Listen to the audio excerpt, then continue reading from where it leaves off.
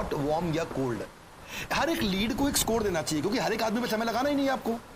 तो कस्टमर को रैंकिंग दे दो, ये सारे हॉट रैंकिंग वाले कस्टमर है, ये सारे वार्म रैंकिंग वाले, इनके साथ ये बात करना, ये कोल्ड वाले इनको हटा दो, इनको बाहर कर दो। इससे प्रायोरिटाइज कर सकते हो आप अपने सारे के सारे प्रोस्पेक्ट को। और यहाँ पे ये पता चल जाता है कि मैं किसके साथ ज्यादा मेहनत करूं। इसको बोलते हैं SQL, सेल्स क्वालिफाइड लीड। ये वो प्रोस्पेक्टिव कस्टमर है जिसके साथ आप ज्यादा समय लगाएंगे। इसको आप अपने CRM पे या अपने कंप्यूटर पे, अपनी एक्सेल पे रेड, येलो, ग्रीन कलर भी दे दो। रेड कस्टमर मतलब बाहर करो, येलो कस्टमर मतलब इसमें ज्यादा समय लगाओ, ग्रीन कस्टमर ये वो है जो तुरंत खरीद सकता है। ये आपको प्लानिंग में मदद करता है आपके फॉलोअप के लिए। इसी के साथ मैं मूव कर रहा हूं मेरी नेक्स्ट स्ट्रैटेजी पे, जिसको बोलते हैं AHT, एवरेज हैंडलिंग टाइम। ये एवरेज हैंडलिंग टाइम का मतलब है एक कस्टमर पे कितना समय लगाना चाहिए, एवरेज निकाल लो उसका। एवरेज कैसे निकालते हो? ऐसे समझो कि total talk time upon total number of meetings.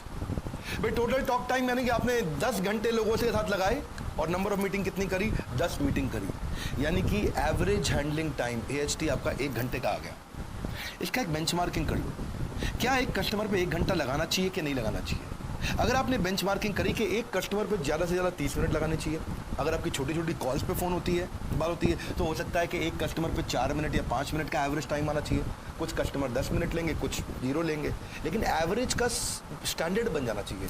इससे क्या होगा, जितना ज़्यादा आप ऑप्टिमाइज करोगे, यानी कि बेकार कस्टमर के साथ समय मत लगाओ, कर आओ चाय पिए, आपको पता है उसने कुछ खरीदना ही नहीं है, अरे बैठिए तो ऐसा बिठा रहा है आपको पता है उसने कुछ नहीं खरीदना, अरे तनिक बैठिए बात तो करे, थोड़ा बतियाइए, ये योगी सरकार कैसन काम कर रही है, अब समय बेकार हो रहा है इसमें।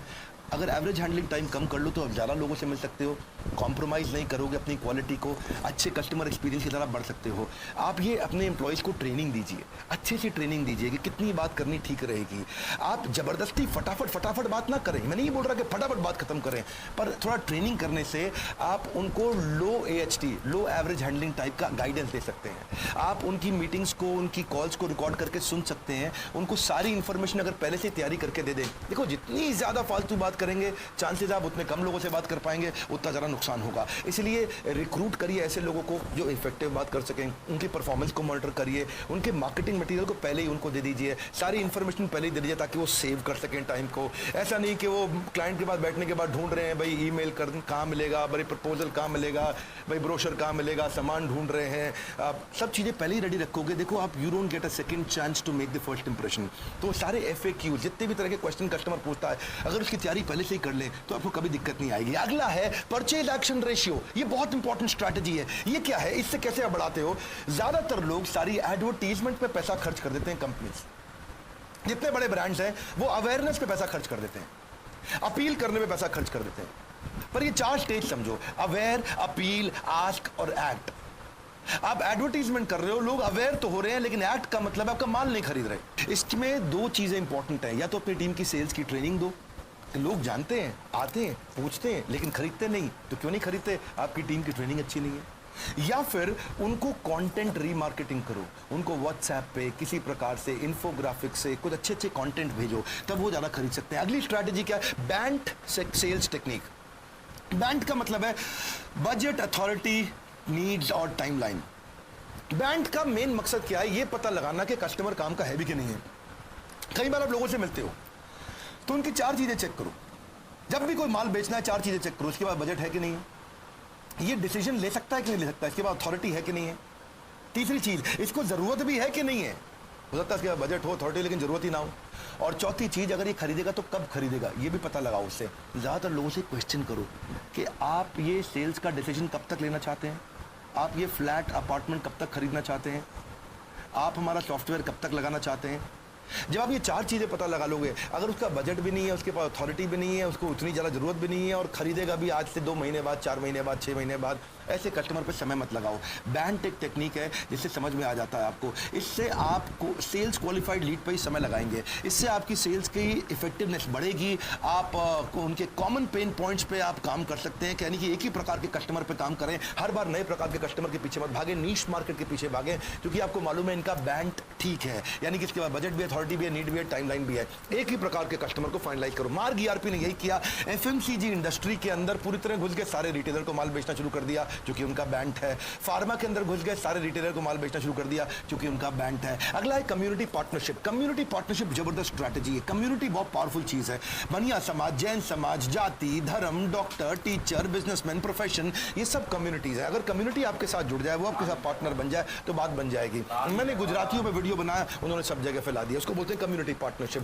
फूड लवर जो थे जोमेटो के, वो एक प्लेटफॉर्म पे आए और पहले खाली रेटिंग देने आया करते थे, फूड की नॉलेज के लिए आया करते थे, रिव्यू प्लेटफॉर्म था। बाद में उन्होंने उसको और बड़ा कर दिया और एक्चुअली इसको कमर्शियल बिजनेस भी बना दिया। एप्पल भी बेसिकली कम्युनिटी पे काम करता है। क्या है? जिसको क्लासी और अप मार्केट कम्युनिटी है, उन्हीं को माल बेचता है। स्टारबक्स भी एक कम्युनिटी को माल बेचता है। केवल स्टार्टअप ओनर्स को बोलता है आओ बैठो, कॉफी पियो मत पियो, लेकिन वाईफाई आपके लिए फ्री है। स्टारबक्स यूथ के लिए काम करता है, आओ बैठो, वाईफाई यूज करो, कॉफी पियो मत पियो। ऐसी बड़ा बिजनेस भी वो एंटरप्रेन्योर और एंटरप्रेन्योर के लिए काम करता है। हम हर एक के लिए काम नहीं करते। ये प्रोग्राम अगर आप बिजनेस के लिए सीरियस है तो ये रामबाण साबित होने वाला है। कम्युनिटी के साथ पार्टनर करने में मैं एक और उदाहरण देना चाहता हूं। AIOCD, all Indian origin chemist and distributors, ये एक ऑल इंडिया केमिस्ट एसोसिएशन जिसमें 8.5 लाख केमिस्ट जुड़े हुए हैं। ये 729 डिस्ट्रिक्ट 28 राज्यों के अंदर हमारे देश की लगभग, देश ही नहीं दुनिया की लगभग सबसे बड़ी संस्थाओं में से एक है और इसको बोलते हैं कम्युनिटी पार्टनरशिप के। इस कम्युनिटी के आज काफ़ी लोग आज आप हमारे वेबिनार को अटेंड कर रहे हैं।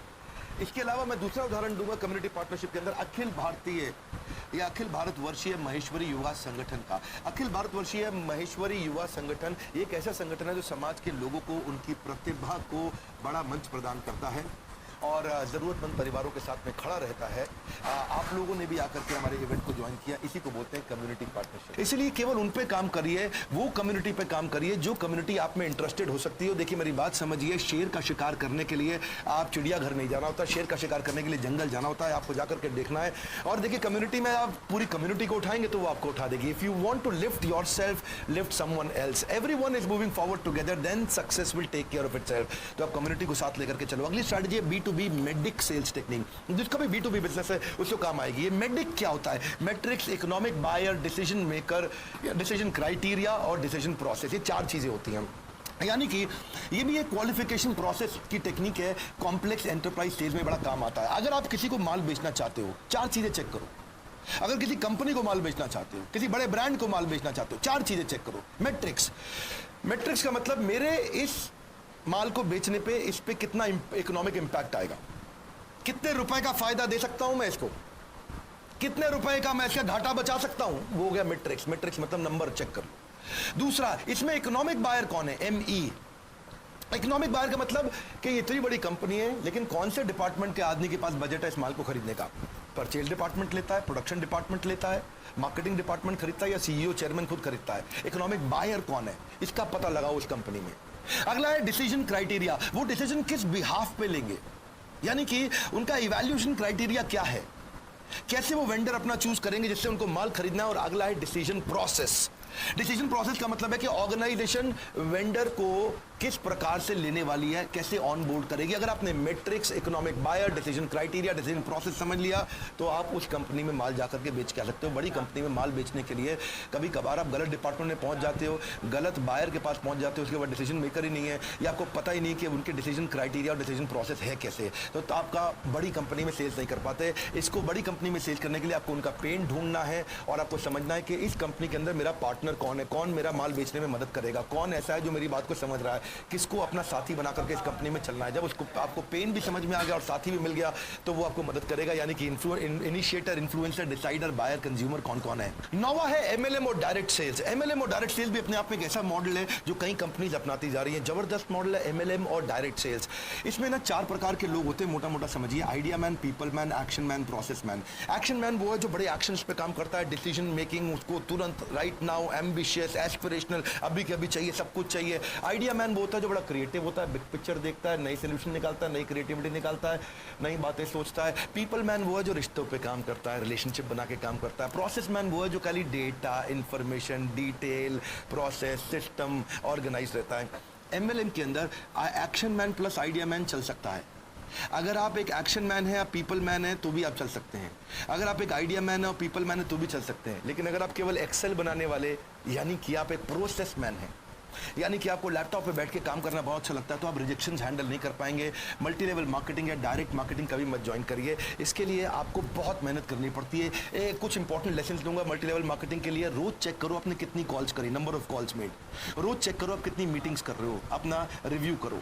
रीपर्चेज कितना करा पा रहे हो, नंबर ऑफ हायरिंग ज्वाइनिंग कितनी करा पा रहे हो, इन्वॉल्वमेंट इन एजुकेशनल प्रोग्राम्स आपका कितना है, नंबर ऑफ प्रोग्राम्स और मीटिंग्स आपने कितनी ऑर्गेनाइज कराई हैं। अगर ये 6 स्टेप्स को रोज इवैल्यूएट करोगे आपको दिक्कत नहीं आएगी। एमएलएम में सफलता के लिए मैं आपको 5 लर्निंग दे रहा हूं। एक, आपके अपलाइन के प्रति बिहेवियर बहुत अच्छा होना चाहिए। दूसरा, सेल्समैन मत बनो, बिजनेसमैन बनो। कोई भी आईबीसी है, एमएलएम है या डायरेक्ट मार्केटिंग है, इंश्योरेंस सेल्स है, don't behave like a salesman, behave like a businessman. अपने बिजनेस को पूरे बिजनेस की तरह खड़े करो और लर्निंग पर कंटिन्यूअस फोकस, ये तीसरा पॉइंट। चौथा है प्रोडक्ट के ऊपर खूब कन्विक्शन रखो। पांचवा है अपना स्कोर बोर्ड बनाओ। एक बात बड़ी सिंपल है, अनाज की खेती करोगे 4 महीने आपको सफलता मिल सकती है, उससे ज्यादा नहीं मिलेगी। लेकिन अगर आम की खेती कर दी तो जिंदगी भर आम लगता रहता है। आम ऐसा नहीं है एक बार आएगा, आम तो सालों साल आता रहता है। इसी तरह बिजनेस को ऐसे ही बिल्ड करो। नेटवर्क मार्केटिंग में नेटवर्क पहले है, मार्केटिंग बाद में, यानी कि नेटवर्क बड़ा करो। नेटवर्क मार्केटिंग में नेटवर्क पहले है, मार्केटिंग बाद में। नेटवर्क बड़ा करो, फिर कोई दिक्कत नहीं है। दुनिया के सारे अमीर लोग अपने नेटवर्क को बिल्ड करते हैं और दुनिया के सारे गरीब लोग केवल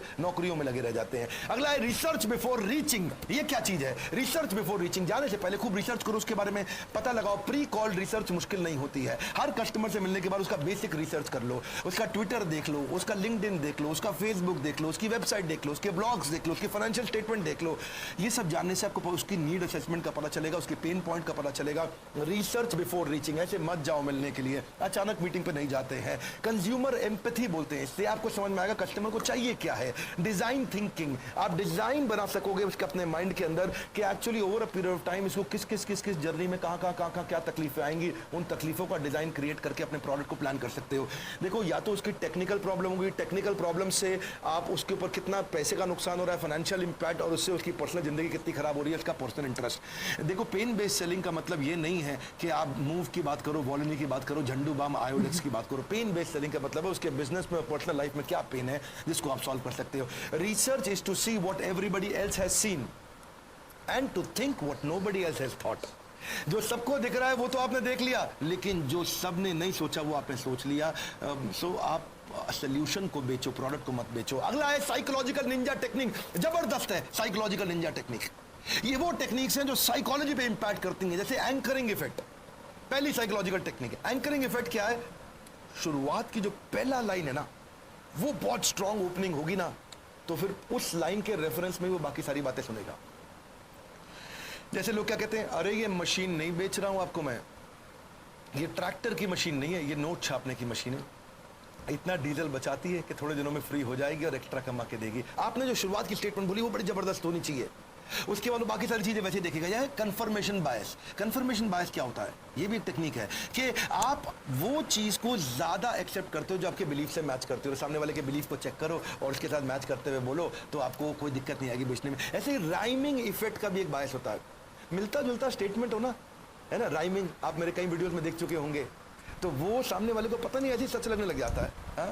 लाइफ बॉय है जहां, तंदुरुस्ती है वहां। ऐसे कोई राइमिंग अगर बात हो ना, तो लोग जल्दी उसको याद रखते हैं क्योंकि उसका रिकॉल ज्यादा होता है। एक है पीक एंड रूल।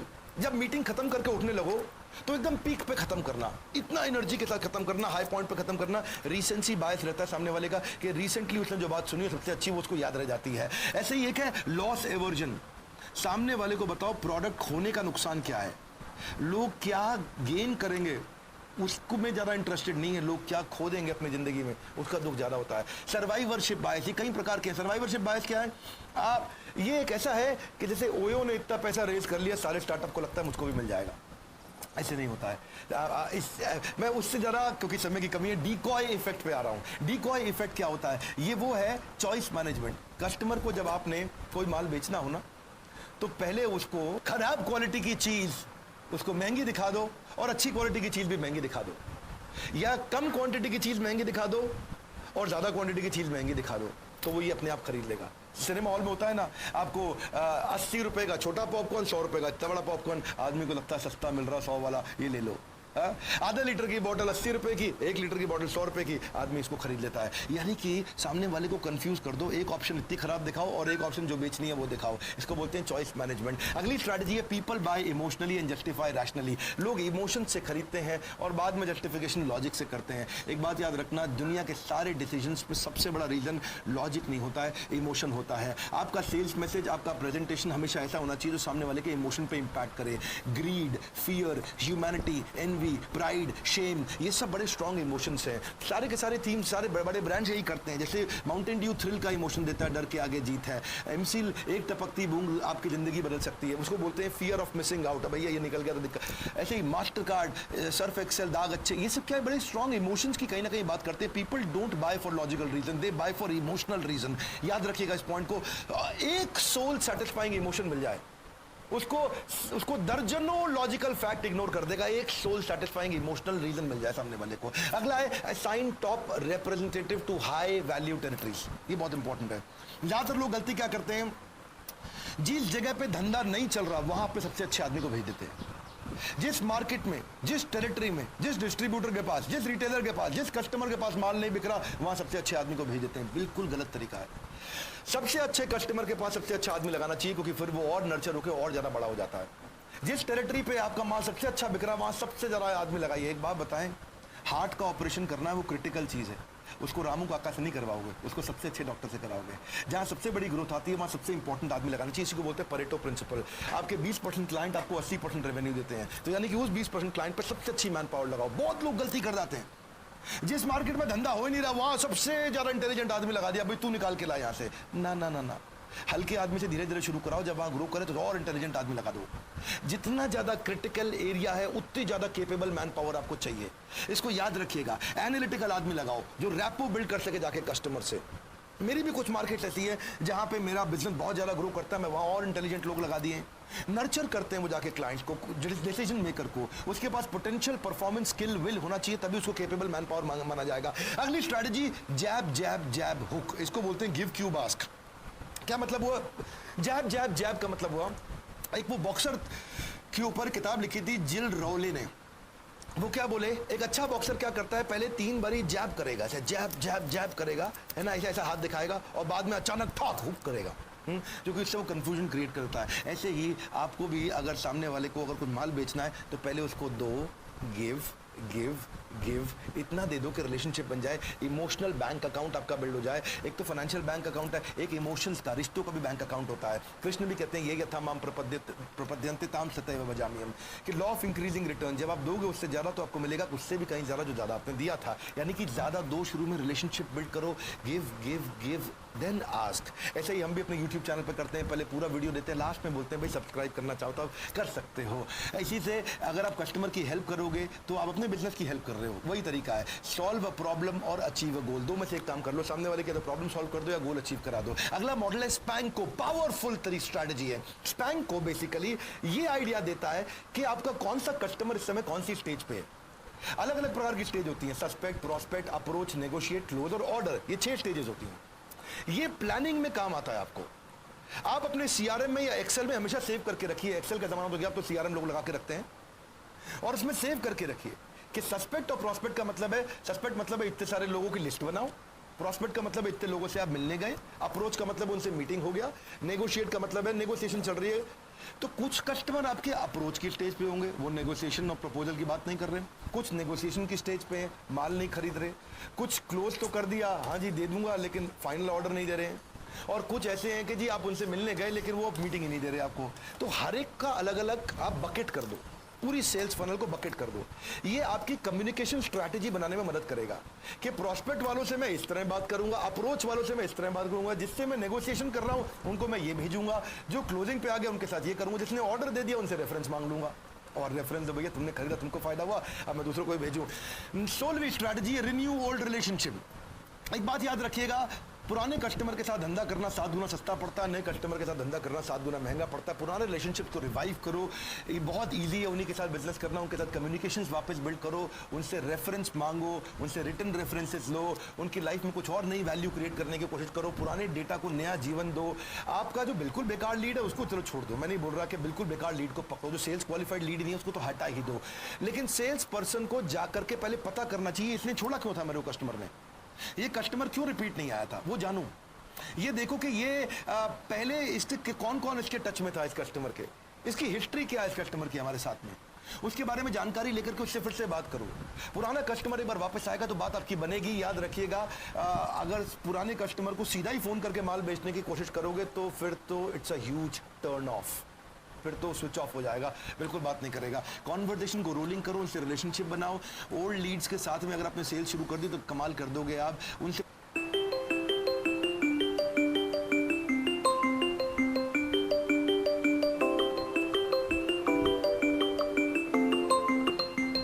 यानी कि प्रॉस्पेक्ट की लिस्ट जरूर बनाया करो। बहुत बड़ी गलती लोग ये करते हैं कि अपनी लिस्ट को बड़ा नहीं करते।